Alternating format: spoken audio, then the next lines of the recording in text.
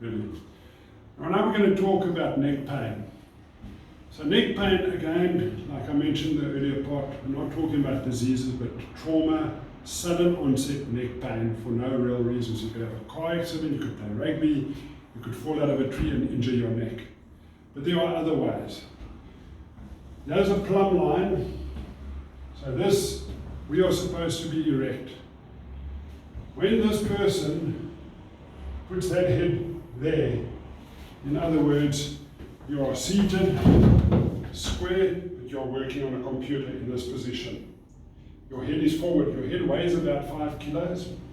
So when that goes forward, that is the pivot area. As I bend forward, the muscles that attach from my spine, the trapezium, the levator scapulae, etc., they attach to the base of the skull. So I will tire the muscles out first from hours of sitting like this. IT, computer, lawyers, CA type people, people that are in data collection, long periods of that head forward position. So they initially strain the muscles that all attach here, and they might well get headaches. So those top two vertebrae might get locked or fixated, and as chiropractor you go and loosen that up, and that's very effective. But what happens next? From those years of sitting there, the disc between the vertebrae, as we talked about the lower, there's a disc here. The disc starts to push into the nerve path, and you start feeling pain into the scapular area. Not the typical arm initially, but initially pain into the blades, into the shoulders, in the rotator cuff area. After a long time of that, the neck becomes stiff, your head becomes sore towards the end of the day, and you can't turn left and right, and you're walking and you almost want to lift your head because your head's becoming heavy.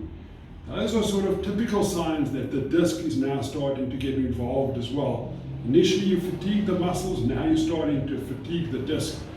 That disc, that camembert cheese, is being squeezed at the front, is pushing into the nerve root, and that nerve is starting to burn, cause pain in this area. So, by changing the posture, by changing lifestyle positions, you can do better. Stopping with your phone here, working more upright.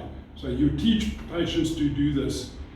And I've got people working now with collars on, where it lifts their head up and they're working, they've got the screen up, and even some people recline backwards with their head in a lazy boy position to try and take the pressure off the neck.